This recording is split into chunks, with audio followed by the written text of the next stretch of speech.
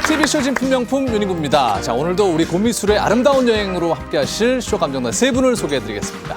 마당놀이계 인간문화재 배우 윤문식 씨. 반갑습니다. 뭐 요즘 TV에서 연극 무대까지 종횡무진 달리고 있습니다. 만능 탤런트 오지영 씨. 안녕하세요. 비가 오나 눈이 오나 언제나 마음 많은 진품명품과 함께라는 방송인 배동성 씨 나오셨습니다. 안녕하세요. 네, 반갑습니다. 오늘 세 분의 맹활약 기대를 해보겠습니다. 자, 그리고 오늘 함께해 주실 전문 감정위원 세 분 소개해드리겠습니다.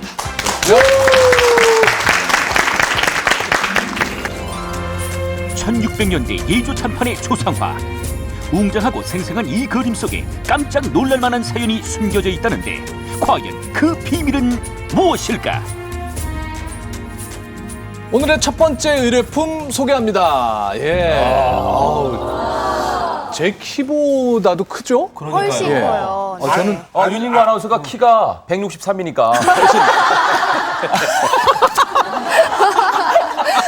아니, 175. 그러니까 앉아 계신데도. 우리가 이렇게 서 있는 것보다 훨씬 더 크고. 예. 아니, 실제 이 어르신을 지금 눈앞에서 뵙고 있는 것 같아서 왠지 좀 이렇게 자세를 고쳐. 이 실물 크기 같지는 않아요, 왠지. 이 정도 사이즈의 크게 그리시려면 그만큼 사람이 커서 이렇게 크게 그린 게 아니고 그만큼 큰 자리에 계신 거죠.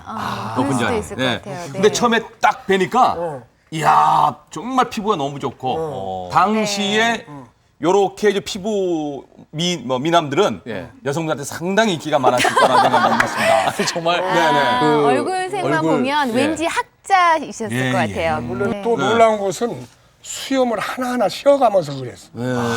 이 그림의 초상화의 주인공이 누구신지는 아마 의뢰인은 알고 계시겠어요. 옛날 사람이시겠죠. 의뢰인 모셔보겠습니다. 어서 오십시오. 자, 닮으셨다. 비슷하시다. 네. 그러게요. 아니 근데 이 정도의 큰 그림의 주인공이시라면은 직책도 굉장히 높으셨을 것 같은데. 광해 5년에 예조 참판을 하셨습니다. 네. 도성지, 이조 참판, 예조 참판, 대사원 주로 큰 벼슬을 그렇게 하셨습니다. 후에 영의정에 추서되시고. 돌아가신 다음에. 네. 네. 대사원에 하실 정도면 그야말로 감찰 아닙니까? 그렇죠. 뭐 비리를 밝혀내고. 그러니까 대사를 3회에 걸쳐서 하셨습니다. 그러니까요. 와, 정말. 그렇다면 이 네. 묵제공의 14대 손이신 의뢰인께서는 오늘 어떤 점이 궁금하셔서 나오신? 숙제가 하나 있습니다. 그 숙제를 여기 계신 감정위원님이나 쇼 감정단 어른들께 주제를 숙제를 몰라요. 드리겠습니다. 숙제를. 이 풀어주시기를 간절히 부탁드리겠습니다. 알겠습니다. 네, 자리해 주시고요. 이거 어쩜 좋죠. 의뢰인께서 큰 숙제를 던져주셨는데 어떤 건지는 이제 내가 제일 싫어하는 게 초등학교 때부터 숙제를 제일 싫어해요. 근데 얼굴에 주름을 보니까 딱 연세가 40 후반에서 아니면 50대 초반에 그린 작품이 맞습니다. 아니 대사원까지 하신 분이니까 그렇죠. 일부러 좀 더 젊고 잘 그려드린 게 아닐까. 그렇죠. 그럴 수도 조금 있어요. 되게 이렇게 영정 이런 거 할 때는 조금 약점 같은 건 이렇게 숨기겠죠. 진동만 위원님, 뭐 그 초상화는 물론 인물을 잘 표현하는 것도 중요하지만은 그분의 좀 느낌을 잘 살리는 게 그렇죠. 포인트겠죠? 외모도 아주 중요하죠. 보다 더 중요한 것이 있습니다. 외모는 세월이 가면은 사람이 조금씩 변할 수가 있습니다. 네. 그러나 그분이 가지고 있는 정신 세계, 지식의 학식이라든지 그 인품이라든지 그분이 가지고 있는 어떤 풍기는 품격 같은 것은 젊을 때나 나이 좀 많아서나 거의 이어가거든요. 그것을 담아내야만이 올바른 초상화되는 거죠. 그것을 우리가 전신사조라 그러죠. 이 초상화 그리는 그 가장 중요한 것은 전시를 얼마만큼 잘 표현했느냐에 딸려 있다 하겠습니다. 자, 여러분들 오늘 이제 공부 좀 더 하시라고 네. 오늘의 이제 첫 번째 인형 퀴즈를 하나 드리도록 하겠습니다. 인형. 예. 자, 이 묵제공의 그 얼굴 부분을 보시면은 이 부분이 이제 다른 부분과 좀 채색이 다르다는 걸 좀 느끼셨을 거예요. 네, 그렇습니다. 예. 과연 이 얼굴 부분은 어떤 방법으로 색을 칠했을까요? 이걸 맞추시면 인형을 하나 드리겠습니다. 조금 가까이 가서 봐도 가까이 되겠습니까? 가도 몰라요. 네네. 년 안료를 이렇게 그리지 않았나? 이렇게 뭐 이렇게 봉지다 이렇게 싸가지고 천으로 해가지고 이렇게 찍었을 것이다. 붓십처럼 찍는다. 톡톡톡톡 찍었지 않았을까라는 생각도 들고. 붓으로 그린 것 같지는 않아요. 저 색깔이 지금 너무 고와요. 붓으로 그리지는 않았을 것이다. 그럼 이게 천입니까 지금?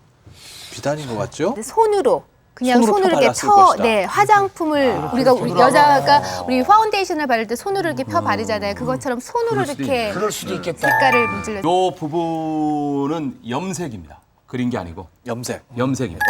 어떻게 염색을 했을까요? 이 귀 부분을 보니까 이거는 터치로 해서 이렇게 나올 수가 없어요. 그래서 염색 기법으로 해서 이거를 염색을 어떻게 하죠 저걸? 그걸 염색하신 분한테 여쭤봐야 되는데 하여튼 염색이 아니면 저렇게 예쁜 컬러가 나오기 힘들 것 같아요. 예. 네. 자, 과연 첫 번째 인형 가져가실 수 있을지. 진동만 의원님, 어떻게 재색을 한 건가요? 배채법이라는 것이 있습니다. 배채법. 보통 그림들은 앞에서 이 색깔을 입혀 나가는데 저분 얼굴만은 뒤에서 색칠을 해서 앞으로 변하게 하는 거죠. 배어나게끔. 그러면서 앞에 얼굴을 은은한 빛을 비치게끔 하는 그런 효과도 있는가 하면은 아주 오랜 시일을 두어도 그 채색이 변하지 않습니다. 그런 기법을 사용하여서 그리는 것이 조선시대 영정 그리는 기법이죠. 배채법. 배채법으로 이 얼굴 부분은 표현을 한 것이고. 자, 요 글씨가 배채법을 밑으로 못 내려와서 이 흉배 부분을 한번 보시죠. 흉배를 네. 보시면은 대개 보면 그것도 여기다 그렇고, 학을 그리잖아요. 그런데 학이 아닌 것 같아 이 새가. 예. 그건 아닌 것 같고. 학이 아닌 것 같아. 학은 영조 이후에 그리게 됩니다. 아, 그전에는 영조 이전에는 학을 안 그랬습니까? 그럼 실례지만 이게 기러기 아닌가요?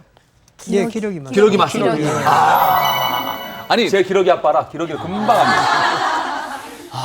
네. 기러기가 두 마리가 두 마리, 이렇게 그다음에 큰 서로 마주보고 꽃들. 있고 꽃들이 있고 연꽃은 아니에요. 구름을 그린 것 있고, 같은데. 네. 기러기를 넣은 어떤 특별한 이유가 있습니까? 네, 있습니다. 그 바로 품계를 이야기하고 있습니다.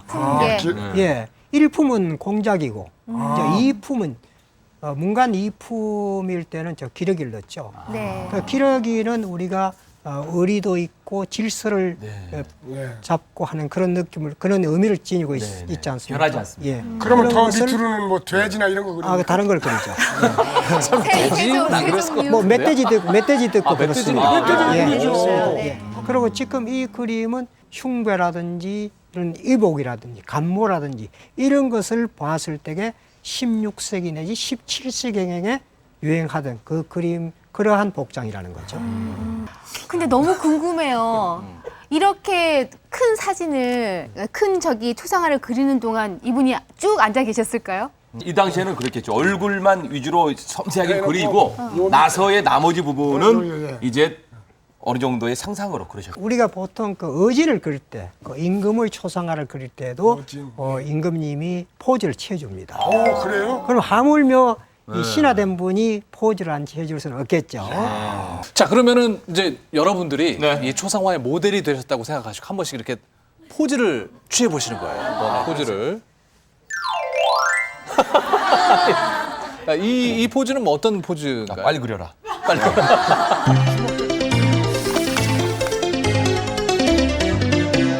초상화는 반드시 정면이어야 해요? 아니죠. 선생님?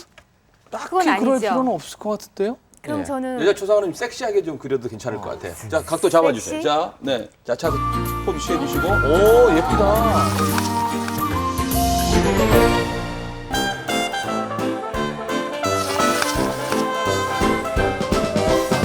자, 그럼 여기서 인형 퀴즈 하나 더 드리도록 할게요. 아직까지 인형을 받아가신 분이 없습니다. 예. 주질 않았으니까. 맞추셔야 됩니다. 주세요. 예. 네. 자, 이 영정 그림을 보시면은 묵재훈께서는 약간 이 오른쪽을 보고 계시거든요. 그 왼쪽 얼굴이 보이는 거죠. 이 영정 사진은 주로 네. 얼굴의 어느 쪽 면을 그렸을까요? 이 1번이 자세를 많이 봤는데 왠지 이 자세는 아닐 것 같아요. 왼쪽 면. 정면? 저는 오른쪽. 2번 오른쪽. 어쨌건 정면은 아무도 안 계시고 예, 왼쪽 그리고 두 분은 오른쪽. 왠지 정면으로 이렇게 딱 그리게 되면 너무 강해 보이잖아요. 그래서 좀 피할 것 같아요. 자, 첫 번째 인형의 주인공은 누굽니까, 진동환 의원님? 윤문식 선생이 맞췄습니다. 근데 우리가 일단 보- 인형 드리겠습니다. 우리가 보통 보면은 어지는 보면은 정면상이 거의 정면상이죠. 그러나 이런 공신상이라든지 또는 사대부 상은 보면은 좌면 8분 또는 좌면 7분이라거든요.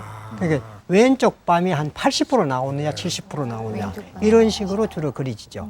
대다수 꼭 그런 것은 아닙니다만은 조선시대 이런 영정들을 대개 한번 훑어보면은 그건 한 80~90%는 좌면상으로 그려진 것이 많습니다.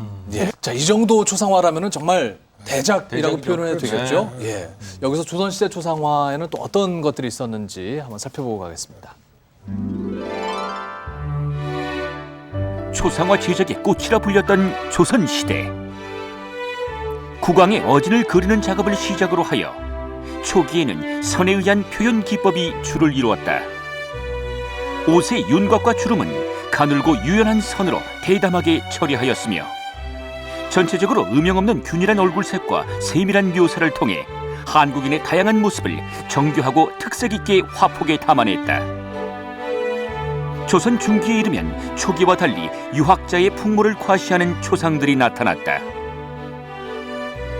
초상화 기법의 절정을 이루었던 조선 후기에는 움푹한 부분과 도드라진 부분의 붓질을 달리하여 입체감을 주었으며 좌상이 아닌 서 있는 모습이나 여러 인물을 함께 그린 생동감 있는 초상화들이 등장했다. 석지 채용신에 의해 그려진 이 작품은 초상화의 백미로 꼽히며 보물로 지정됐다. 맑고 깨끗한 조선의 선비정신을 전하고자 했던 초상화, 예술을 넘은 조선의 상징이자 정신이었다.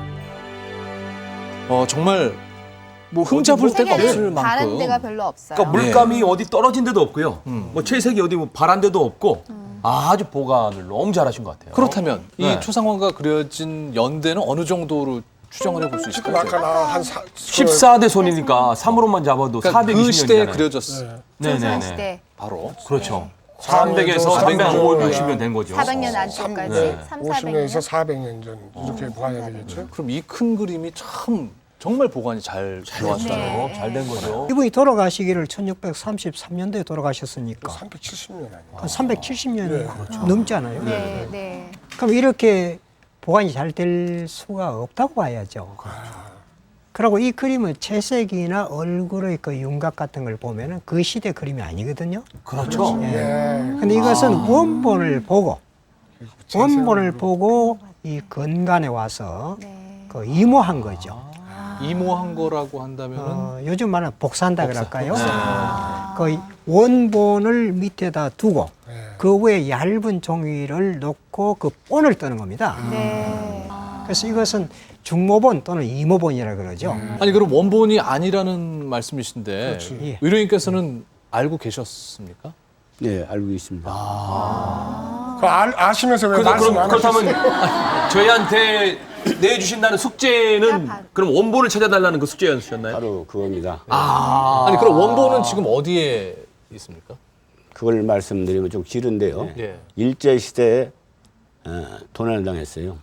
원본을 일제시대에 도난을 당했다가 부산항에서 일본으로 막 건너가기 직전에 범인을 잡고 영정을 찾아서 또 다시 모셔오던 중에 1926년에 네. 지금으로부터 83년 전에 모사를 해서 모셔오던 중에 지금으로부터 25년 전에 다시 이 구영정만을 분실을 해 도난을 또 당했습니다. 그러니까 그런 안타까운 사연이 또 그런데 있었군요. 그 예. 영정이 딴 집안에 그 영정을 가져갔는데도 그것도 그 값어치가 그렇게 있습니까? 그러게 말이죠. 예. 이 영정은 그냥 그 초상화 개념이 아니고 하나의 미술품이죠. 조선 시대의 그 시대의 그 미술의 그 양상을 밝혀낼 수 있는 그런 좋은 자료입니다. 그리고 이런 영정들을 그린 그 하원 자체가 그 당대의 내로라하는 화가들이거든요. 그렇기 때문에 그 예술적인 가치가 상당히 높습니다. 진품 명품을 통해서 정말 원본을 찾을 수 있었으면 좋겠네요. 자 이제 마지막으로 궁금한 점은 진동만 의원님께 직접 여쭤보시기 바랍니다. 친절한 의원님! 윤문식 씨. 네, 의원님, 그렇다면 원본과 이 사본과의 가격 차이 많이 나는 겁니까? 확실하지는 않겠습니다만 한 10배 차이는 안 나겠습니까? 오재영 씨. 개인적으로는 이렇게 전신상 이렇게 큰 건 처음 보거든요. 그러면은 전신상이 아니라 뭐 반신상이라든지 얼굴만 그렸을 때는 가격 차이가 예, 나나요? 엄청나게 반신상은 많이 떨어지죠. 그것도 한 10분의 1 이상 차이가 나죠. 네, 맞습니다. 해동성 씨. 사실 영정하면은 나의 조상님이신데 내 조상이 아니라 이렇게 별로 갖고 싶다는 생각이 없을 수도 있을 것 같아요. 만약에 가격으로 따진다 그러면 그럴 때 가격은 좀 떨어질 수 있습니까? 어떻습니까? 그러지 않습니다. 아, 그렇지 영정은 않습니까? 영정대로의 그 예술성이 있기 때문에 나무 그 조상이라 해가지고 만약 우리가 나무 고양 그림 그렸다고 싸지는 건 아니지 않습니까? 같은 맥락으로 보시면 됩니다. 네. 네. 자, 어느 정도 도움이 되셨습니까? 네, 추정가 도움됐습니다. 네. 적어주시기 바랍니다.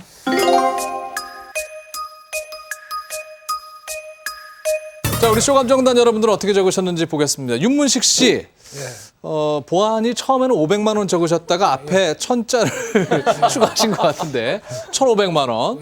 그리고 오지영 씨 5천만 원, 배동석 씨 2천만 원. 2천만 원. 네, 윤문식 씨는 왜 나중에 1,000만 원 더 하셨어요?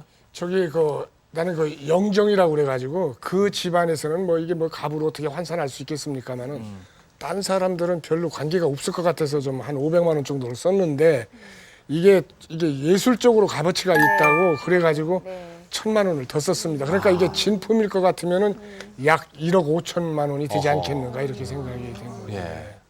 오지영 씨는 5천만 원. 저도 마찬가지예요. 원본이 아니더라도 그 시대의 어떤 예술성이라든지 아니면 아까 의복을 보고서 그 시대의 그 많은 것을 알 수가 있었잖아요. 그런 것들을 반영하기 때문에 이 정도 가치는 나오지 않을까. 배동성 씨는 2천만 원 썼어요. 그 영정이라는 게 무작정 가격을 매기는 게 아니고 그분이 어느 직책을 가지셨느냐 또 그분이 어떤 성품을 가졌냐에 따라서 가격 차이가 많거든요. 예. 정말 대단하신 분이었고 높은 자리에 가시셨고 진동만 의원님께서 10분의 1 정도는 되지 않을까. 그래서 2억 나누기 10 하니까 0을 하나 빼서 2천만 원 정확하게 떨어지네요. 네. 아니 그렇게 잘 알고 계시면 이쪽 자리에 앉아 계셔야지 왜 그쪽에 가서 앉아 계시는 거예요? 네. 자, 그러면 의뢰인께서는 어떻게 쓰셨는지 보겠습니다. 네. 0. 못 쓰지. 예. 조상님의 영정을 놓고 감정을 해서 금액으로 매긴다는 것이 있을 수 없는 일이라고 저는 생각을 합니다. 그래서 0을 쳤습니다. 예. 꼭 제 원본을 찾을 수 있기를 바라는 마음으로 자, 최종 감정가 공개하겠습니다. 최종 감정가 얼마입니까? 자, 1630년 즈음에 그려진 것으로 추정되는 묵재용 선생의 초상 원본은 안타깝게도 도난을 당했습니다. 5천만 원. 어머나, 오지영 씨가 정확히 맞춰주셔서 인형 2개 드리겠습니다. 감사합니다. 예. 5억이라는 얘기네. 그러니까 이모본이라고 할지언정 네. 5천만 원의 그러니까 감정가가 이게 나왔습니다. 원본 같으면 5억이라는 말 아니에요. 그렇죠. 10분의 1 가격이라고 네. 얘기하셨어요. 보통 조선 시대 보면은 정기 영정은 상당히 귀하기 때문에 우리가 대하기가 굉장히 어렵습니다. 그리고 중기만 가더라도 17세기 초만 가더라도 영정이 몇 번 남아있질 않습니다. 그렇게 귀합니다. 그리고 지금 그것을 보고 그린 이모본이라 할지라도 지금 이 이모본을 지금 화가에게 부탁을 하더라도 5천만 원 정도 달라 할 겁니다. 그런데 기준을 해서 5천만 원을 책정한 것이고 실제로 이분의 지금 도난당했다는 것이 살아생전에 보고 그린 진본이었다면은 5억도 더 가겠죠. 그만큼 영정은 영정대로의 그 미술성이 또는 예술성이라 그 사회적인 그런 가치가 풍부하기 때문에 상당히 값이 높이 평가를 받습니다. 예, 꼭 이 후손들에게 돌아왔으면 돌려줬으면 좋겠습니다. 바람입니다. 네.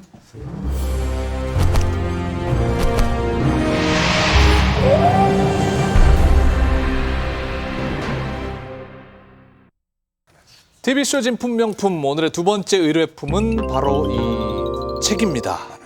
예. 자, 유물 선생님. 한눈에 봐도 대표로 정말 예. 오래돼 보인 책이네요. 참 네. 오래된 책처럼 보이는데 그렇죠. 네. 대표로 좀 읽어주시겠습니까? 예. 오시 세덕 십장. 예. 이게 무슨 동복 옷이면은 동복 옷이 네. 본관 그럼 같은 옷이네요. 옷이 오지호 오지호 씨가 씨- 동복 옷이 저는 아니? 해주 옷이에요. 해주 옷이시고 네, 근데 같은 옷이니까 아무튼 기분이 좋네요. 까마귀 옷은 아니네요. 그래도. 지금 뭐 동복 세덕 옷이에 대한 십장이라고 그랬는데 이게 뭐 족보를 또 이렇게 아니 그러니까 저는 이- 제가 보기에는 예. 동복 옷이들이 살아가는데 세상에 10가지 덕을 없는 10가지의 그림 뭐 이런 뜻이 아닐까요? 그런 새덕 새덕. 새덕. 잘 네. 모르겠어요. 세상에 더 세상의 덕. 세상의 덕. 네. 그래요. 그럼 의뢰인 모셔보도록 좋은 하죠. 의미가 있을 것 같아요. 자, 네. 의뢰인 나와주시기 바랍니다. 예. 같은 아니, 거 가져오셨네. 아까- 아, 그러면 성 씨가 그러면은- 옷이 되십니까? 예, 저희가 앞에서 본 그 묵제공에 대한 내용 역시 이 책 안에 담겨 있습니까? 예, 묵제공 지구로 14대 주인 묵제공께서도 형제분이 여기 다 그 내용이 실려 그분뿐만 아니라 있습니다. 그 선조도 선조. 있고 다 그렇다는 말씀이십니다. 지금 책 겉표지나 이런 걸로 봐서는 이게 좀 세월의 때가 묻은. 네. 네. 한번 볼까요? 그러면은 보죠. 저희가 네. 묵제공의 보여주십시오. 초상을 봤으니까 묵제공에 관련된 내용부터 한번 살펴보도록 하겠습니다. 오른쪽에는 네. 글이 있고 왼편에는 이제 그림이 그려져 있는 걸로 봐서는 아, 그림도 너무 아마 오른쪽에 있는 그 내용을 왼편에 그림으로 그림으로, 표현해 놓은 네. 것이 아닐까. 승선 피병? 피병, 피병. 승선. 이게 참 의미가 있네요. 예, 배를 승선 배를 타다. 피병이라. 배를 타고 세월은 배를 탄 듯한 거나 같으니 욕심내지 말고 천천히 가거라. 그런 네, 뜻이 아니라 그런 뜻인 것 같습니다. 네. 흐르는 강물에 강물에. 네. 내 몸을 맡겼으니 그게 더 낫네요. 이 부질없는 세상 덧없이 흘러가는구나. 그런 뜻 이런 생각이 들어요. 한수의 뭐 시가 시죠. 바로 만들어져요. 네. 제가 뭘 알겠습니까? 예. 빨리 궁금하니까. 김용복 의원님. 김영복 의원님 네. 모시죠. 김영복 의원님 좀 나와주십시오. 네. 어차피 나올 걸 미리 나와 계시지. 지금 여기 그 수상하러 나온 분이 500령 하시는 분인데 이 이제 오씨 동복오씨 집안들이 그 하여간 그 임진왜란을 중심으로 해서 그 언저리에 광해조, 인조, 현조 그때까지 대단한 집안이었거든요. 이제 그 묵제공이 이제 속과는 급제를 했고 대과를 해야 벼슬을 하는데 대과하기 전에 임진왜란이 일어났어요. 그래서 아버님을 모시고 피난 부인하고가처럼 이제 배를 타고 이제 외병을 피한 거예요. 피난가는 도적이 이제 이분을 이제 그 아버지를 찌르려고 하니까 그 아드님이 아버지를 감싸안고 아버지가 이제 칼을 못 맞게. 그러니까 부인이 옆에 있다 부인이 또 남편이 못 맞게 아니라 남편이 또 끌어안았어요. 그 얘기가 여기 적혀 있습니다. 예. 그래서 결국 어떻게 됐습니까? 그러니까 효자에다가 네. 열부니까 감동이 이런 사람은 감동을 해서 이런 사람은 하면 안 된다. 그래서 도망 풀어주고 이제 가버렸죠. 우리 집안이랑은 정반대로 했군요. 그래서 윤문신 선생님 때 같았으면은 서로 아버지 정말 설마 요즘에 그러셨겠어요? 정말 본받아야 될 그렇죠. 그런 내용이네요. 그래서 10가지 덕행 중에서 한 가지죠. 조상들이 쌓아온 10가지 덕목을 담은 동복오씨 세덕 십장. 첫 번째 덕목 점등예천은 후손들의 번창을 위해 등불을 켜고 하늘에 예를 올린다는 뜻을 담고 있다. 90세의 장군에 올라 나라에 대한 충성을 다했다는 내용의 두 번째 덕목 고질폐장. 이 밖에도 망경대에 올라 바다를 바라보며 시를 읊은 모습과 벼슬을 그만두고 고향에 내려와 휴식을 취하며 글을 읽었다는 내용 등이 그림과 함께 담겨 있다. 조상들의 업적과 덕을 전하기 위한 후손들의 마음이 고스란히 담긴 귀중한 자료다. 또 어떤 내용이 있나요? 그 다음에 이제 아주 제일 재미난 게 이제 여러 군데가 있는데 여기 한번 보십시오. 예강 승집이라고 그랬죠. 네. 이건 예성강을 얘기해요. 예성강의 아름다운 모임. 여기 이제 그림을 보십시오. 잘. 예, 그림 잘 많이 보이는데 모여있죠. 그때 지금 얘기하는 이제 여기 초상화의 주인공의 손자였대. 손자. 손자 세 분이 있는데 이제 5분인데 그 중에 3분이 한 분은 형조판서. 한 분은 황해도 도지사, 지금은 관찰사. 한 분은 개성 유수, 지금으로 하는 개성 특별시장 뭐 이런 거. 다 잘 되셨네. 어머님을 모시고 그 사이에서 황해도와 개성 사이에서 잔치를 벌였어요. 그게 예성강입니다. 근데 무슨 잔치를 벌였겠어요 여기서? 위원님이 그냥 문제를 내버리신 거네요? 이 잔치를 하나 벌였는데 무슨 잔치를 벌였을 것 같아요. 생일잔치 아니면 회갑잔치 아니었을까요? 자, 지금 여기 그림을 가까이 가서 한번 보세요. 네네, 여기 좀- 잔치 풍경인데 여러분들이 뭐 가족 단서를 단합 찾으실 수 대회? 있지 않을까? 그러니까 가족 단합대 아주 많죠. 그림을 잘 보시고 한번. 예. 그러니까 등장인물들을 잘 생각해 보시고 네. 말도 뭐, 타고 오고. 자막하고 타고, 있는 아들들이 다 가마도 모인 타고 오고. 자리에 네네. 잔치가 벌어졌습니다. 네네. 과연 무슨 잔치일지. 어머님을 위한 잔치네요. 네. 칠순. 네. 어머님이 무슨 상을 타셨다든가 그런 뭐 경화에서 찾는. 오지영 씨는 이런 가족들이 다 잘 됐으니까 그냥 어버이 효도잔치? 효도잔치가 네, 아니라 효도잔치. 어머님이 무슨 자식들을 잘 길렀다고 뭐 나라에서 무슨 상을 주지 않았을까. 그래서 그 축하하는 걸로 이렇게 잔치를 하지 않았을까 이런 생각이 드는데. 배동석 씨는요? 형제들이 앞으로 잘 되라고 성사되라고 그런 잔치를 했을 것 같아요. 여기서 또 다들 모여갖고. 네. 답이 안 나왔으니까. 애매모호하네요. 정확하게는 모르겠지만 고위잔치 같아요. 고위. 여기 이 내용에는 고위 잔치라는 잔치라는 건 없는데 고원들 같아요. 그래서 잔치를 벌이고 그 당시 수하에 있는 그 관에 있는 사람들 다 참석한 거예요. 밑에 딸린 군수들 그 안에 황해도에 딸린 군의 군수들. 기분 좋게 가족 인정 하나씩 단합 드리도록 대회. 하겠습니다. 감사합니다. 이제 이 책이 언제쯤 만들어진 것인지는 저희가 확인을 해봐야 되겠죠. 그렇죠. 가장 가깝게 맞히시는 분께 또 인형 드리겠습니다. 네. 연도수로? 그렇죠. 종이나 이 그림이나 이 글씨 쓴 걸 보면 대충 감이 오긴 올 텐데요. 네. 주들은 모르죠. 저는 옵니다. 그래도요. 제가 퀴즈를 비슷하게 1700년도 한 번, 1700년도. 그다음에 한 1800년도 한 번, 또 1900년 초 한 번, 세 번 중에서요. 네. 근데 100년 전, 200년 전, 300년 전이요. 200년 전에 전 300년 전. 300년 전. 네. 250년 전. 250년 전. 예. 좀 제일 가까운 사람을. 예. 예. 이게 지금 1900 초년쯤에 이루어진 거로 보입니다. 1900초. 그래서 근대에 만들어졌고. 예, 외관광 여기 보면은 신문지가 보이죠. 아까 여기서 저희가 또 놀라는 거예요. 여기 250년 전, 300년 전에 만들어진 것처럼 찾아보십시오. 보이는데 그러니까 이 그림은 1600년도 정도, 1600년도 말이나 만들어진 것 같고 그것을 그대로 모사를 아까 이모라 했죠. 네. 이모를 1900년도 초에 이모한 것 같습니다. 이것도요. 그러니까 이것도 굉장히 좀 오래돼 보이는데요. 손을 많이 탄 예. 것 손때가 그래서 같아요. 처음에 많이 그랬을 때 많이 됐죠. 예. 그만큼 후손들이 좀 많이 보셨다는 그렇죠. 선생님, 많이 사실은 봤다고 여기 보시죠. 앞에도 보여요. 멋있는 자, 마지막으로 궁금한 점들 우리 위원님께 직접 여쭤보시죠. 친절한 위원님. 자, 먼저 윤무식 씨 질문해 주시죠. 전 진동만 의원님한테 여쭤보고 싶은데요. 저 그림이나 글씨가 그렇게 저도 이제 문외한이긴 합니다만 그렇게 딱 이렇게 근사다든가 멋있다든가 이렇게 느껴지질 않거든요. 근데 저 정도의 수준은 어느 정도라고 볼 수 있습니까? 예, 그림이나 글씨로 그 수준을 보면은 극히 높은 편은 아니죠. 근데 이것은 하나의 기록화이기 때문에 그 내용이 얼마만큼 우리에게 그 교인적으로, 교육적으로 많이 전달할 수가 있는가 이런 것에 가치를 두고 평가하면 되겠습니다.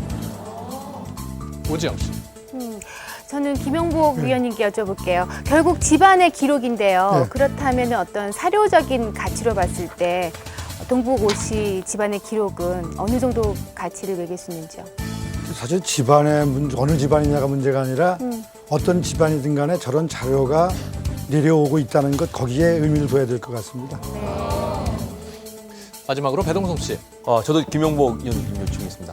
이 책을 보면은 그 한 집안의 지금 역사가 고스란히 담겨져 있는데, 저희 집도 비슷한 게 좀 있어요. 도박하지 마라, 보증 서지 마라, 뭐 이런 거 좀 있는데 이런 책자가 좀 많습니까? 어떻습니까? 네. 대부분 글로 남아 있는 건 많이 있습니다. 교훈 같은 것도 있고 유훈도 많이 있는데 그림으로 나온 건 저도 처음 봅니다. 그림하고 같이 된 건요. 네. 그렇다면 가격 매길 때 조금 더 플러스 될 수 있는 요인이 좀 있는 건가요? 당연하죠. 자, 여러분들의 이해를 조금 더 돕기 위해서 김용복 의원님께 마지막 질문 하나 드릴게요. 이게 만약 그 원본이었다면 1600년도 후반쯤에 원본이었다면 예. 예. 그 가치는 어느 정도라고 얘기할 수 있을까요? 지금 시가의 한 10배 정도 나가겠죠. 10배 정도. 그러면 지금 시가는 얼마나 됩니까? 예, 그걸 맞추시면 인형을 가져가실 수 있는 겁니다. 예. 자, 추정가 확인해 보겠습니다. 윤문식 씨 500, 그리고 오지영 씨 300, 배동성 씨 500만 원.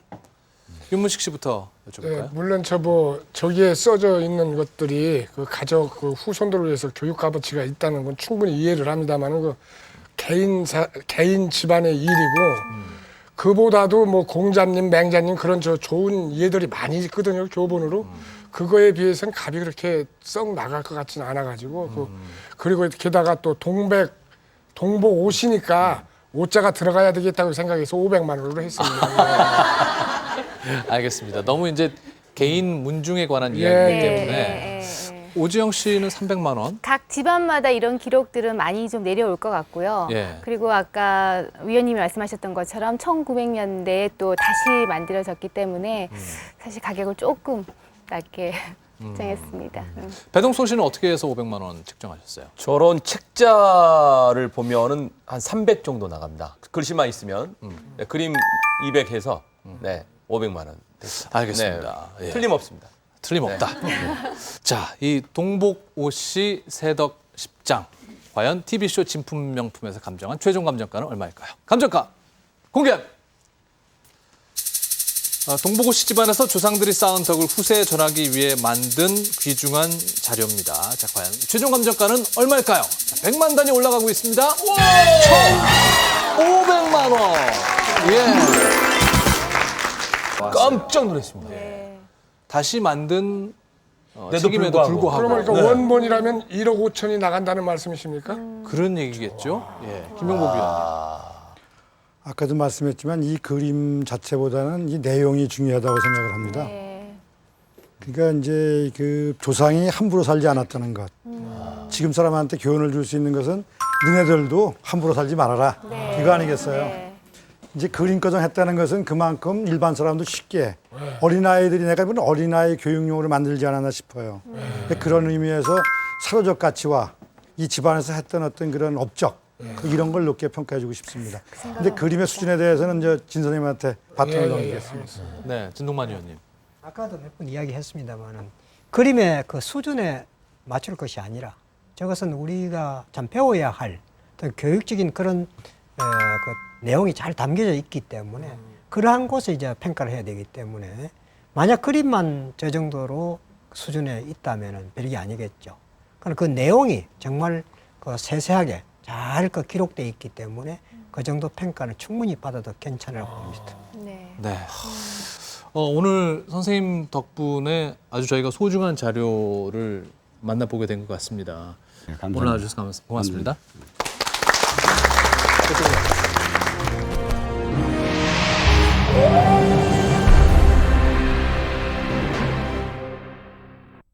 안녕하세요. 고미술 속 놀라운 세상 진품명품 출장 감정 시간입니다. 오늘은 맛과 멋 그리고 소리의 고장 전라북도 전주시에 찾아왔는데요. 지금부터 전주시에 숨겨진 보물들을 만나보겠습니다.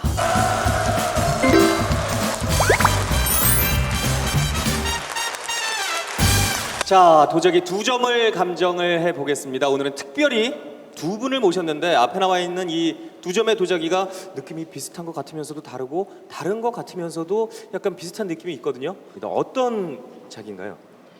저희 어머님께서 이제 저희들에게 물려주신 건데요. 저희 남편이 소중하게 소장하고 있는 물건입니다. 자, 그럼 그쪽에 계신 의뢰인은 어떤 작인지 설명을 좀 부탁드립니다. 예, 집안 대대로 내려온 물건입니다. 네, 역시 집안 대대로 내려온다는 점에서는 공통점이 있는데 솔직히 어머님께서 보기에는 어떤 자기가 더 조금은 좋아 보이세요? 제가 진품 명품을 즐겨 보는데요. 물고기 또 뭐 연꽃 뭐 그런 것이 도자기에 있으면은 상당히 좋은 고가의 작품인 줄 알고 여기서 볼 때는 제 것이 훨씬 좋아 보입니다. 아, 훨씬 더 좋아 보이세요. 그러니까 이 매병보다는 이게 훨씬 낫다 이런 얘기시죠? 키는 적지만은 네. 훨씬 낫다고 생각합니다. 그럼 이쪽은 일단은 키가 도자기는 커야 됩니다. 그리고 도자기는 원래 반듯한 것보다 약간 기울어야 그 멋이 살아납니다. 예. 그래서 제 도자기가 좋은 것 같습니다. 네. 만약에 이거 하고 바꾸자 그러면은 안 바꾸시겠네? 예. 그쪽 우리 분은 어머니께서. 예, 절대 안 바꾸죠. 절대 안 바꾸고요. 예. 이쪽 거하고 이쪽 거하고 사실 만약에 둘이 다 진품이라면은 시대는 같은 시대입니다. 그럼 지금부터 약 한 500년 좀 넘은 한 550년 정도 그 정도 된 이제 그 분청자기 시대에 만들어진 흑백 상감 청자에 속하는 겁니다. 네. 뭐 이렇게까지 나오면은 본론을 아주 들어가야 되겠는데 좀 안타깝게도 이쪽에 2번 이건 우리가 편병이라 그러는데 이건 만약에 진품이라면은 사실 수억 가는 겁니다. 예, 그래서 도안이 그 고기가 양쪽에 2마리씩 해서 4마리가 들어갔고 예. 옆에는 보면은 연꽃이 아주 섬세하게 잘 들어갔습니다. 흑백 상감으로. 네, 위에도 역시 도안이 아주 좋은 이 연화문이 이렇게 들어가 있고 만약에 뭐 이게 만약 진품이라면은 사실 대단한 거죠. 네, 그래서 이건 그렇게 오래된 게 아니고요. 요거는 그 좀 옛날 것 같이 보이게 하기 위해서 일부러 산화를 시킨 겁니다. 요거는. 그래서 약품으로 그렇기 때문에 전체적으로 이렇게 거실거실하거든요. 그래서 이제 이런 것만 봐도 이제 알 수가 있고 거기다가 그 아주 정제된 그런 흙을 썼기 때문에 상당히 피부가 아주 고와 보입니다. 보기에는 그리고 이쪽하고는 상당히 차이가 많이 나죠. 근데 이제 이런 거는 손으로 그 흙을 개서 만들었기 때문에 흙 속에 공기가 섞여 있다가 그게 이제 열에 의해서 구워질 때 팽창되면서 이렇게 톡 불어나는 이런 그 공기 주머니가 이렇게 생기게 돼 있죠. 그래서 이런 게 안 생기면 더 좋은 건데 이 도자기가 그림만 좀 더 좋았으면은 상당히 높은 가격에 이렇게 평가할 수가 있는데 그림이 그렇게 좀 잘 들어간 그런 도안이 아니고 조금 단조롭게 이렇게 들어가 있고 밑부분에 또 산화진 부분도 좀 많이 있고 그래서 약 한 1,500만 원 정도 그 정도 평가할 수가 있습니다. 1,500만 원. 흑백 상감 유문 청자 매병 최종 감정가 1,500만 원. 네, 의뢰인께서 멋진 글씨가 쓰여 있는 현판을 들고 나오셨는데, 자, 언제부터 소장을 하신 글씨인가요? 예, 한 37년 정도 됐을 겁니다. 뜻을 확실히 몰라서 그 뜻을 좀 확실히 알고 싶어서 나왔습니다. 물려주더라도 내가 이게 무슨 뜻이다 하는 것 자손에게 일러주고 싶어서 나도 알아야죠. 그럼 번역비를 받아야 되겠습니다. 자, 어떤 글씨인가요? 이 글씨 쓰신 분이 이 전주분으로 여기 글씨 쓰신 분이 효산 이광렬 선생이라고 하시는 분인데 1966년인가 돌아가셨습니다. 그때 유일하게 전주 시민장으로 해서 장렬 치렀고 아주 전주의 정신적인 지주였던 분입니다. 예. 이 내용은요. 네. 이 덕업 상간 승어하자 이렇게 됩니다. 앞 구절은. 뒤에 구절은 복록상간 불여하자. 뜻은 이렇습니다. 덕업이라는 것, 덕을 쌓는 일이라는 것은 덕을 항상 나보다 낫다고 여기고 다른 사람이 어떤 사람이 덕을 쌓으면 항상 나보다 낫다고 여기고 복록은 복을 지은 것은 항상 내가 다른 사람보다 모자르는 듯이 여겨라 이런 뜻입니다. 복록은 나같이 가진 사람이 없고 덕은 다른 사람같이 많이 쌓은 사람이 없다 이렇게 여기라는 뜻입니다. 네. 자, 그럼 이 작품의 감정가는 혹시 궁금하지 않으세요? 궁금하죠.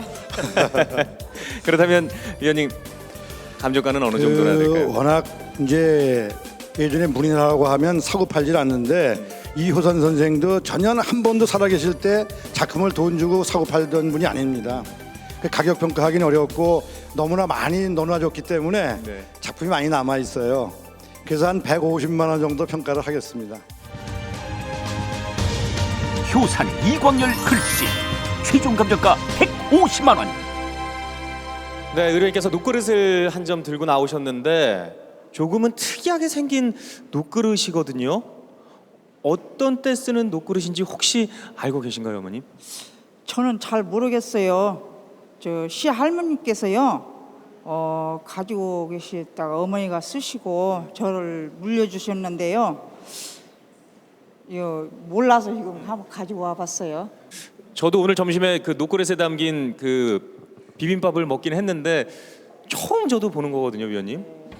옛날 우리 조선 시대에는 그 이전이나 여름에는 사기 그릇을 일반 식기로 썼고 겨울에는 이 녹그릇을 겨울용 그릇으로 썼거든요. 지금 요게 하나 달려 있거든요. 그러니까 옛날에 감주라든지 이런 거를 해가지고 단수를 담아가지고 여기다 이렇게 놓고 밑에가 가라앉으면 깨끗한 거 위로 가라앉은 그 위에 물만 먹으려면 이렇게 딸고 이게 따르는 용으로 써가지고 그 지방어로 한다면 귀때기라고 하기도 하고 귀때기요? 네, 귀가 이렇게 나왔다 그래서 귀때기 아니면 귀세기 아마 이런 용도로 했을 겁니다. 그러니까 저희들이 명칭을 할 때는 유기, 뭐 귀세기, 유기, 수구 이렇게 해야 될 것 같습니다. 그런데 지금 이 밑에를 보면요, 이 옆에하고 밑에가 같은 통으로 돼 있거든요.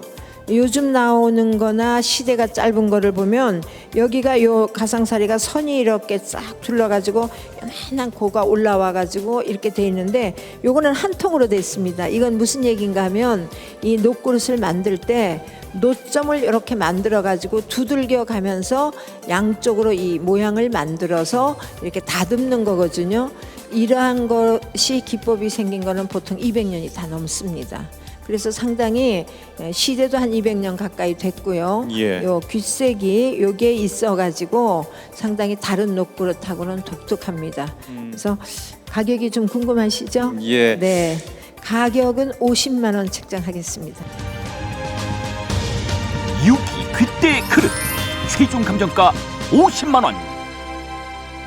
자, 마치 신선들이 무릉도원에서 논의는 듯한 보고 있으면 마음이 편안해지는 그림을 한 점 만나볼 텐데요. 언제부터 소장하신 화첩인가요? 제가 이걸 좋아해서 이걸 구입한 지가 한 10여 년 됩니다. 네. 자세한 내용을 모르고 또 신선이 노는데 누구 하시기가 없으니까 또 저기가 있습니다. 글씨가 있어요. 글씨가 또 상당히 좋고 또 고화로 생각해서. 지금 이런 책들이 많이 있나요? 글쎄요, 이런 책이 들어있죠. 예. 자, 그럼 글씨부터 좀 살펴주시죠. 지금 이거 보면은 예. 지금 판본 책이죠. 근데 이 내용은 중국의 왕이지의 난정서를 쓰는 거죠. 지금 그림 한 점이 이 공백 상태로 있는 이 부위에다가 어떤 분이 그림을 정말 얌전하게 문이나 풍으로 잘 그려졌습니다. 근데 순수한 그림을 직업으로 해서 그렇게 사는 분의 그림 같지는 않고 글씨를 좋아하는 어떤 선비분에 의해서 그려진 걸로 보여집니다.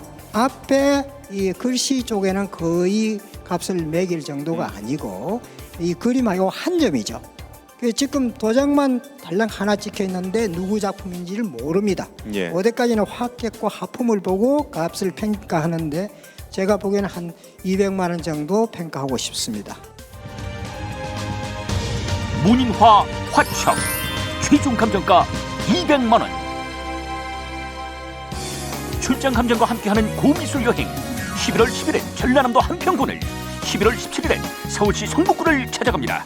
무료 감정의 기회 절대 놓치지 마세요.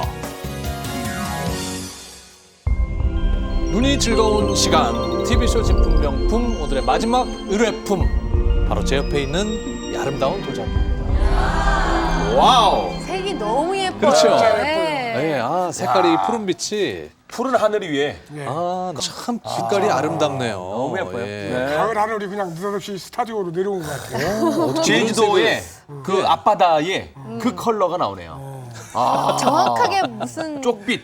쪽빛. 쪽빛?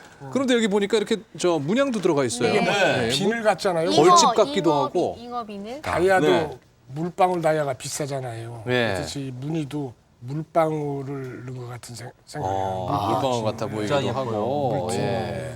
자, 이 도자기를 소장하고 계신 의뢰인은 누구실까요? 자, 의뢰인 모셔보겠습니다. 어서 오십시오. 네. 참 빛깔도 아름답고요. 참 그렇게 안정돼 보인다 그럴까요? 예. 어떻게 소장하게 되셨습니까? 이거 대대로 내려오면서 이게 물려받은 거예요. 물려받았는데 중간에서 우리 어머님이 그냥 차 한 장에다 고춧가루를 넣고서 그냥 이렇게 포장해가지고 해놨고. 근데 아주 가만히 보니까 자꾸 이 도자기 수집하는 양반들이 자꾸 와서 찝쩍거리려고 지금 나한테 와서 팔으라고. 좋다. 지금 10만 원 받았다 20만 원 줬다 자꾸 이렇게 올리더라고. 그래서 아 이거를 안 되겠다고 해서 그래 가지고 큰일 날 뻔하셨습니다. 뚜껑이 없었어요? 처음에는 대수롭지 않게 얘기하는데 이제 그렇게 관심을 두게 되니까 자꾸 달라지더라고요. 아니 뚜껑이 없었냐고요? 위에. 원래 없었어요. 아 원래 없었어요. 원래 좀 물려 만드실 때부터 뚜껑. 아니 어머님이 고춧가루 넣다 혹시 깨진 거 아니에요?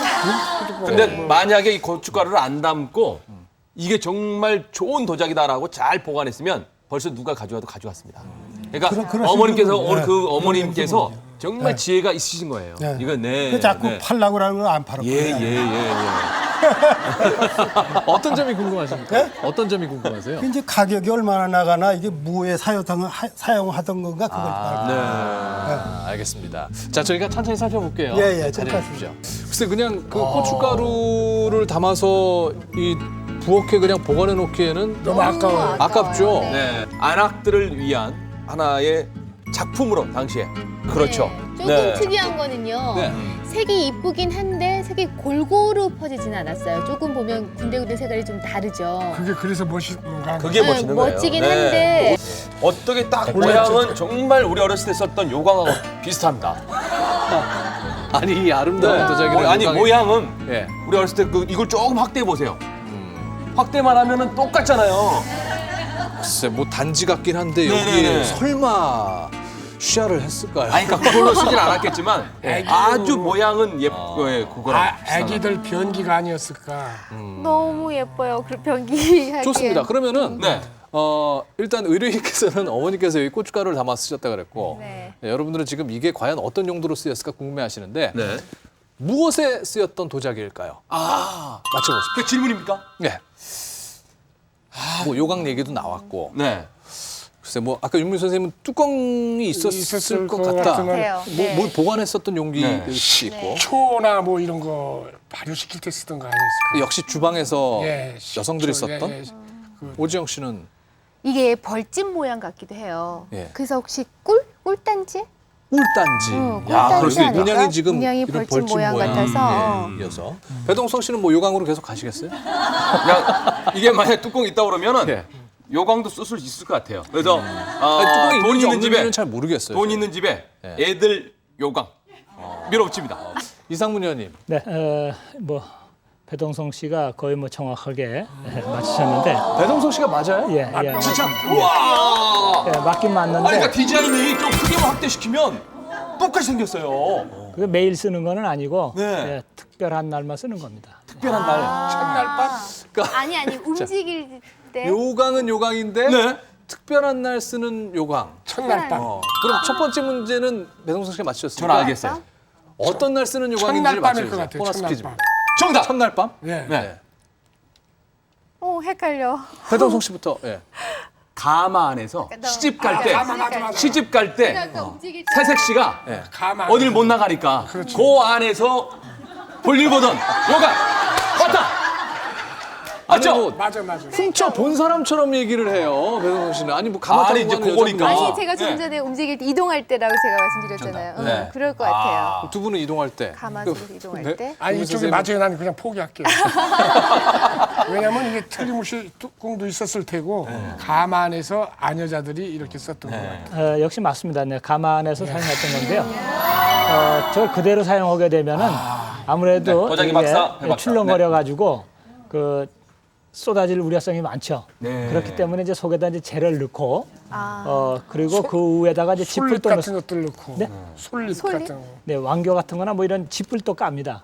그래야지 소리가 안 나고 튀질 않죠. 그리고 흡수를 그런데 잘합니다. 참 그렇게 이게 사용됐던 가만에서 썼다면은요 예. 참 불안했을 것 같아요. 가마꾼들이 어기여차 이러는데 이거 대고 이렇게 이거 중요한 거는 조준호기가 참 힘들 것 같아요. 이게 조준보다도요. 네. 이 요강으로 썼던 거를 우리 의뢰인 어머님께서는 거기다 진짜 의뢰인께서는 지금 약간 좀 어처구니가 없으셔서 고추장은 발효가 잘 되셨을 것 같아요. 아니 근데 이상문 의원님 이 뚜껑이 원래 있던 있어야죠. 자기인가요? 있어야죠. 네. 없던. 그게 만약에 뚜껑이 있던 거라면은요, 그 입술 부분에 그 입구에 그 부분이 유약이 안 묻어야 됩니다. 근데 이제 유약이 묻어 있는 걸로 볼 뚜껑 때 없는 거군요. 뚜껑은 없던 거고 그 일제 강점기에 만들어진 요강 같은 경우에는 뚜껑이 있습니다. 자, 문양을 한번 보겠습니다. 자, 쭉 보시면은 이게 뭐 아까 벌집 모양 같다고도 하셨고, 비늘 같기도. 비늘 같다고도 하셨고, 또 뭐 어떤 같기도 뱀장 하고. 머리 모양 같은 게 뱀장도 있어요. 있고. 아니 네. 잉어. 이 부분 지금 말씀하시는 거죠. 네. 그래. 이게 뭐 뱀장어 문양 맞습니까? 네, 그런 거 아니고요. 그건 이제 그 전체적으로는 이제 통청체라 그러는데 통청체를 만들 때는 물레로다 저게 이제 돌리면은 돌아가는 그 상태에서 이제 붓으로다가 그 채색을 찍어가지고 이렇게 바르거든요. 그러다 보니까 좀 그 처음에 이렇게 붓을 딱 댄 부분에는 많이 묻기 때문에 좀 진하게 나왔고 그 다음 좀 연하게 나오거든요. 그래서 그러다 보니까 어떠한 문양이 이렇게 생긴 거고 저걸로 그냥 그림을 그리게 되면 우리가 보통 청아백제라 그러죠. 근데 중요한 거는 저건 이제 관요사계에서 만들어진 겁니다. 그래서 관요사계에서 만들 때는 그 이제 우리가 저런 거 연대 같은 거를 이제 그런 거 측정할 때 저런 걸 보고 알 수 있는데 속에는 보게 되면은 그 백자색이 그대로 나와 있죠. 네. 그리고 굽 안쪽을 보게 되면 굽 안쪽도 역시 백자색이 그대로 나와 있습니다. 뒤쪽 굽이요. 굽. 굽 안쪽에. 네. 그림이 무슨 문양인가 그거 한번 좀 알아맞혀 보세요. 그럼 뭐 아까 벌집 문양이라는 얘기도 나왔었고, 그러니까 문양이 이렇게 일정하게 쭉 들어가 있긴 한데. 문양이 일정하게 많이 들어가 있지 않습니까? 네네네네. 용 비늘. 난 아무리 봐도 영웅인데. 용 비늘 같은데. 물고기 비늘이 가장 물고기의 비슷한 것 비늘. 같은데? 주방에서 어떤 문양인가요? 주방에서 주로 그런 문양이 들어간 뭐 기구를 쓰지 않습니까? 고기를 구울 때, 생선을 구울 때. 저거. 석쇠. 예. 석쇠. 네, 그 석쇠 문양이 들어가 있죠. 이게 석쇠예요? 것도 예. 있구나. 세상에 석쇠를 갖다가 용 생각하고 장어 생각하고. 석쇠 문양을 넣은 이유는 있나요? 네, 있습니다. 저 석쇠 문양은 그 일종의 그 귀신을 그 막는다는 그런 의미를 가지고 있기 역사의 때문에 의미가 있군요. 네, 구멍이 역사의 많으니까. 의미가 있습니다. 네. 참 요강치고는 호사스러운 요강인데요. 자, 끝으로 궁금한 점 이상문 의원님께 질문해 주시죠. 친절한 위원님. 윤문식 씨. 저거 말이죠. 보긴 참 아름다운데 네. 저거 사용하는 그거에 대해서 이렇게 높은 데다 놓고 보기에는 좀 거시기할 것 같은데요. 그렇잖아요. 요강을 높은 데다 놓고 아름답다기에 좀 거시기했을 것 같아요. 근데 모든 그 옛날 그 도자기는 그 당시에 거의 99% 감상용으로 썼던 건 아니죠. 거의 다 이제 생활용기로 썼던 건데 그걸 뭐 요즘에 와서 이제 작품이라고 해서 우리가 뭐 이렇게 보는 거고 보기에 그냥 아름답고 그냥 보기 좋으면 되는 것이지 꼭 그게 용도가 어디에 썼다 뭐 그런 거는 뭐 이런 고미술품에서는 큰 작용은 하지 않습니다. 물론 가격을 측정하고 이럴 때는 용도에 따라서 좀 차이는 있습니다. 오지영 씨. 저 도자기에 만약에 문양만 있고 청아를 바르지 않았다면 가격은 어떻게 되나요? 저러한 그 석쇠 문양의 그 백자 항아리가 별도로 청아백자가 있긴 있습니다. 네. 그냥 항아리에 그 석쇠 문양을 그림으로 이렇게 넣은 그런 게 있는데 저거는 지금 위에 그 통청체를 발랐거든요. 통청체를 발랐고 사실 우리가 요강이라 그러면은 용도가 좋지 않기 때문에 가격을 높이 평가를 할 수는 없습니다. 그렇지만은 제가 지금까지 저러한 그 요강을 본 적이 없을 정도로 좀 희귀한 겁니다. 희귀한. 그래서 그런데 이제 참고로 하시면 좋겠습니다. 배동성 씨. 제가 이제 드릴 질문을 이상문 의원님이 먼저 말씀해 주셨는데요. 정말 이렇게 요강을 이렇게 아름답게 만든 것도 신기한데 이게 만약 요강하고 꿀단지가 똑같이 있다 그러면은 가격 차이가 좀 나는 거죠? 이게 요강이 아니고 꿀단지다 그러면은 요강보다는 꿀단지가 가격이 더 올라가는 건가요? 나는 꿀 먹을래. 그렇지는 않습니다. 그렇진 않아요? 그렇지 않습니다. 왜냐하면 물론 딴 용도로다가 용도가 좋으면 가격이 높이 이렇게 평가가 되는 건 사실입니다. 그렇지만은 제가 아까 조금 전에 말씀드린 것 마냥 숫자가 적고 또 시기성이 있고 이제 용도를 우리가 저런 걸 알 수 있기 때문에 박물관 같은 데서는 뭐 꼭 필요한 거고 그렇기 때문에 더 높이 이렇게 평가할 수 있습니다. 네. 자, 이제 세 분 요강의 추정가를 적어주시기 바랍니다.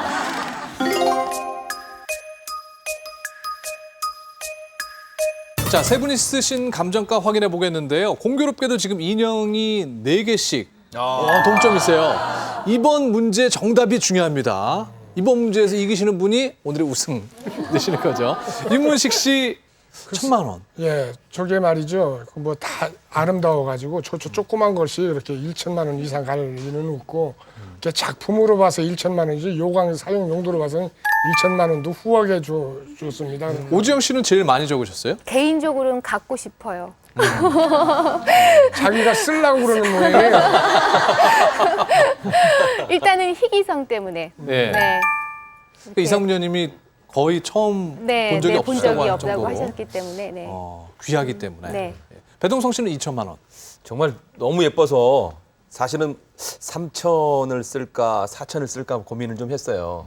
근데 이게 관요라는 말씀을 좀 해주셔서 2천에서 2천 관요에서 만들었다고 그래서 2천만 원으로 이렇게. 네. 결론은 2천만 원.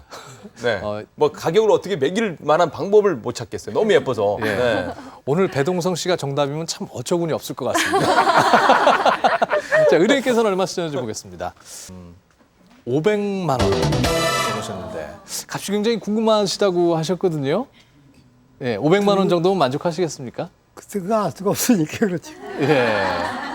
자, 이 청아백자 요강의 최종 감정가 진품명품에서 확인해 보겠습니다. 최종 감정가 공개합니다. 지금으로부터 약 150여 년 전에 제작된 것으로 보이는 가마에서 사용했던 청아백자 요강입니다. 과연 최종 감정가는 100만 단위 올라가고 있고요. 1000만 단위, 1000만 원! 이렇게 해서 윤문식 씨 정확하게 맞춰주셔서 인형 2개. 네. 축하드립니다. 와, 역시 정확하게. 그 연륜이 아니 그게 아니에요. 연륜이랑 관계 없어요. 나 나이 많이 안 먹었어요.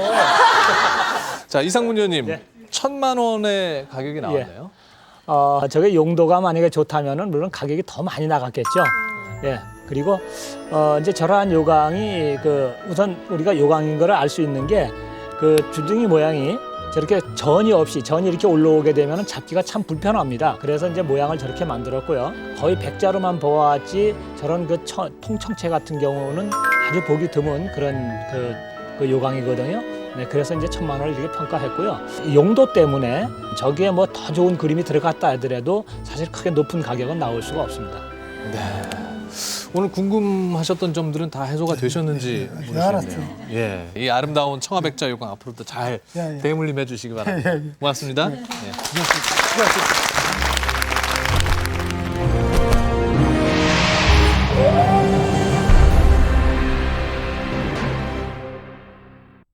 TV쇼 진품명품. 그래서 오늘 최종 우승은 인형 6개를 차지하신 윤문식 씨 축하합니다. 축하합니다. 오랜만에 우승이신 것 같아요? 예. 저는 뭐 이 상이라고는 건 타본 적이 없어요. 저 상은 많이 당해봤는데 상은 타본 적이 없는데 오늘 이렇게 좋은 상을 주셔가지고 진짜 고맙습니다. 반갑습니다. 네, 축하드립니다. 앞으로도 진품명품 많이 사랑해 주십시오. 네. 자, 오늘 나와주신 세 분 감사드립니다. 자, TV쇼 진품명품 저희는 다음 주 일요일 오전 11시에 찾아뵙겠습니다. 여러분 고맙습니다. 축하드립니다.